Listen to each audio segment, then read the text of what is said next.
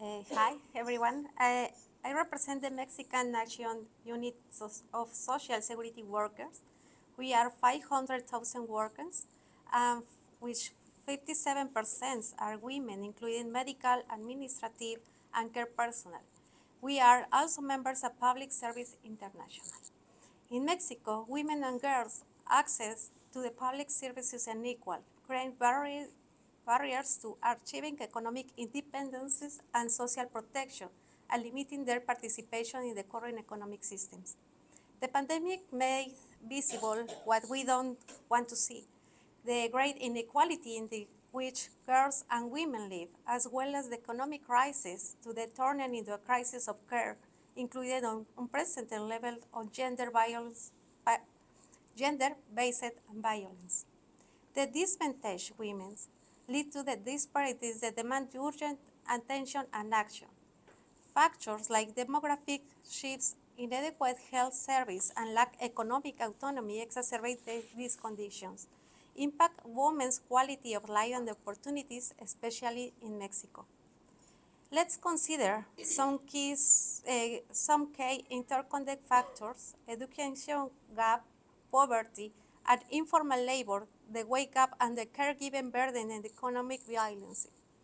Education gap in Latin America and Mexico, there is a notable gender gap in education. 27% of women not receive education compared to 14% of women.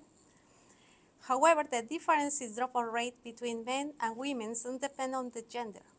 For women, lack resources, marriage, or pregnancy are the main factors that prevent them from continuing their studies, and this gap extends to digital skills and internet access. Poverty and informal labor. Extreme poverty affects many women, particularly in rural areas. 1 in 10 women live in extreme poverty with an income of less than $3 per day. Exacerbated by informal labor practice in Mexico, this led to absence to social security, social health systems, benefits, and labor protection. Lack of access of the healthcare is a significant concern with the maternal mortality rate rising. Mexico ranks first in teenage pregnancy, which limited the development of the growth of the girls and education vocational training, access to formal work on the thus economic depends. Wage gap and caregiving burden. Women earn significantly less than men. For every dollar of the men's income, women receive 0.6 cents of dollars. That is 42% of men income. Often, to spending more time on the paying caring tasks and in for job, women receive less income for time worked than men. They spend more hours in unpaid care of domestic work or the involving informal work.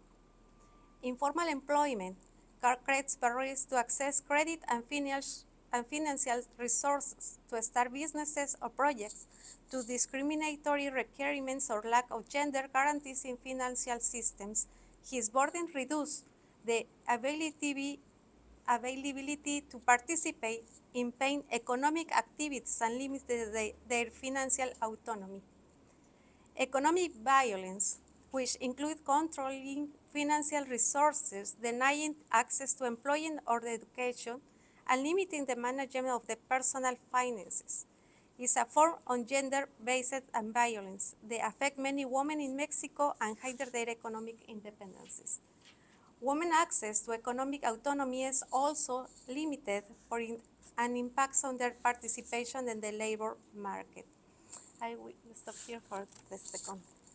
Thank you.